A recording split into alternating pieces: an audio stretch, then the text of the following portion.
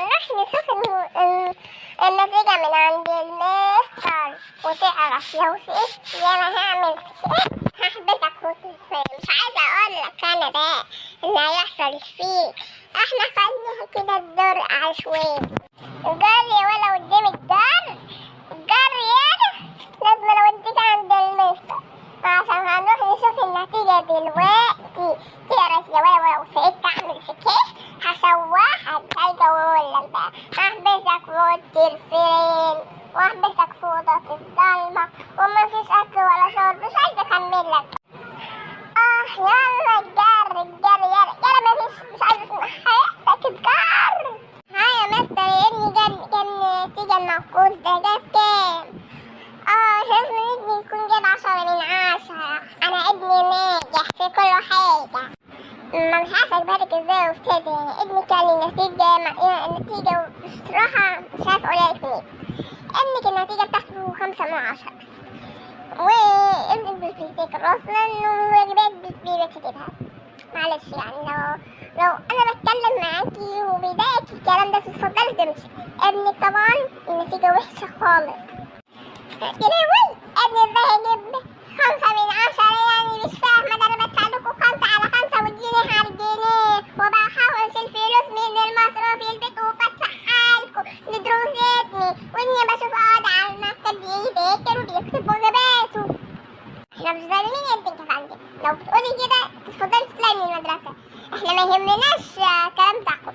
احنا المهم عندنا هنا في الكلام ده كله ان انتوا كله محترمة المدرسة نفسها. انت مش محترماها وانت عمالة تتكلمي كده. ابنك اهو اسأليه وقولي الحقيقة. خليه يقول الحقيقة بدل ما تكذبي. ابنك ولا بشوف ولا والكشكول بتاعه ما بشوفش ولا صف فيه مكتوب. مفيش ولا صف فيه مكتوب. كله فاضي. يعني الورقة كلها ما فيهاش الكشكول ما فيهاش كتابة. ازاي يعني؟ مش فاهم. يجي يصفي الكراسة. مش فاهم يا مؤاخذة. يعني لما موظف معنى الكلمة برضو انا لو مش بشتم حتى انت تاخدي برضك وتمشي انت ودي لما عشان اشوف اللي بعده. مش عايز كلام كتير ولغي كتير معاك يا فندم. انا رغاية. طب انا هقول للمدير اللي هنا ده واخليه يطردك. بتقول لي رغاية يا واد انت ما ده ما تعرفش مقامي يا اخويا. جاتكم نيلة في عرتكوا جاتكوا عرة. ده بتقول بلد بحالها للمنافيق احسن نلمكوا. انا ده لو رحت عند المدير هيرفضك مرة واحدة. انا هيرفضني انا لمؤاخذة. المدير اصلا انا ابن المدير. لو انت بتشتمني انا ممكن اقول لبابايا اللي هو صاحب المدرسة ان هو اصلا مدير المدرسة دي ابويا اللي ما تعرفوش يا فندم. انت كده شكلك عايزة اروح اقول لبابايا واخليه يطردك انت من المدرسة. لو انت مش عايزة تطردي مني ممكن اخلي بابايا يطردك على فكرة. ما عنديش اي مانع. فانت تحترمي نفسك معايا وانا احترم نفسي معاكي. طبعا انا احترم نفسي معاكي جدا وانت مش بتحترميني اصلا. انا مش محترمك يا راجل انت. ما انت داري بالك. يا لهوي انت ابن المدير. ما كنتش اعرف يا اخويا. لسه ما كنتش اعرف. حقك عليا بس نجح الولد ده. بصراحة يا ماما انا ما كنتش بحكي والكتب اللي انت كنت شايفاها كنت بلزق فيها التليفون وبقعد اسمع. ولما تبتدي اساوي عن نفسي اللي بعرف والكتابة بحب الكشكول. التليفون فيه وبقعد اسمع. بتيجي بقفل التليفون وبعمل نفسي بكتب. انا اسف يا ماما حقك عليا. طلعت تكتب. طب كده كويس كده بتكذب على امك من لحمك ومن دمك كده كويس. والفلوس اللي كنت بعوزها دي اليوم عليك خلاص. كده كويس بشكلك. وسعت كده يا ولية. عايزة شخصيتي دي تبني القمر ده هو طبعا اللي هيخليني رافعة راسي لفوق. تعالي لما نشوف ابنك هيجيبلك العار. انا ابني قمر ابيض مش زي ابنك اسمر زي وشك الاسمر ده. هواتي زي ده زيي. ما هو نعمل ايه ابني اللي بلاوي بتحدف عليه. ابنك فاشل يا حبيبتي يا استاذة.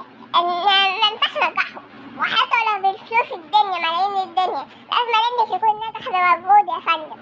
انا ما يهمنيش الفلوس، المهم مصلحة الولد. لازم يكون مذاكر ومحافظ كل حاجة. ابنك بصراحة مش عارفة اجيبها لك ازاي. ابنك فاشل، شكلك انت فاشلة دايما بصراحة. ومعنى الكلمة انت وابوه شكلكم فاشلين، انتوا بتفشلوها اكتر معاكم الموظفة. لما خرج من الولاية ديت شوف ابني ده نتيجته تطلع ايه.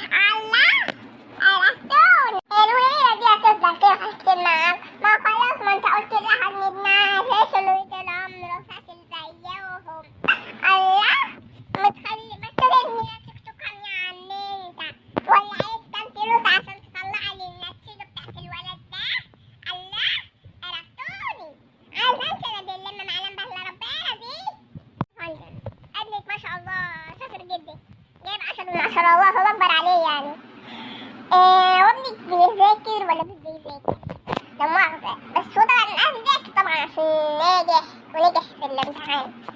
واصلا الولد ده فاشل جدا وشكله كده طلع من الاوائل وشكله كده هيطلع من اشطر الطلاب عندي في المدرسة طبعا. وكده شكله هيبقى دحيح عندي، أول دحيح عندي في المدرسة. أول دحيح عندي في المدرسة، شاطر جدا. برافو عليك يا حبيبتي. انت شكلك مربية ابنك كويس أوي يا حبيبتي. شكلك مربية ابنك كويس أوي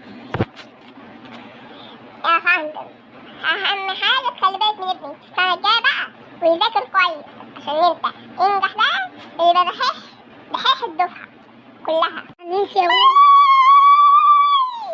ألف مبروك ألف مبروك يا ابني، بقيت في الأوائل يا حلاولو. ابني طلع في الأوائل يا ولاد. والولية اللي وشها أبيض قال إيه؟ أنا وشها أبيض وابني هينجح لبلبلب. أهو يا حبيبتي ابنك نجح أهو، رافع راسي فوق لفوق، ابنك نزل راسك لتحت لتحت. ما شاء الله على ابني. أيوة يا ولد كده ارفع راسي طول عمرك يا ولد، وإن شاء الله كده أروح حفلة التخرج بتاعتك يا ولد لما تنجح في الجامعة إن شاء الله بإذن الله يا ابني. خلاص يا ولية هتنزل لنا يا ابني عشان ابنك يسقط. طب أنا نسيت ولا إيه؟ طب ابنك يسقط سقط لي الولد ده يا راجل، أنت سقطهولي. أديك الفلوس كلها بس سقط لي الولد ده. تقولي يا ولية بس بطلت كده ليه؟ ها؟ سامعاني بتقولي إيه يا ولية يا خرفانة أنت؟ شكلك كده عايزة تعلقة محترمة على قفاكي ده أهو، وأخليكي تتعلمي أدب. ما خلاص يا ولية تلمي نفسك بقى. الله يا عبد اللهين، ما تلمي نفسك يا ولية أحسن ما ألمك كده من الشوارع. الله أنا ابني ما شاء الله عليه رفع راسي فوق العين. يا جماعة الله متسال بالله.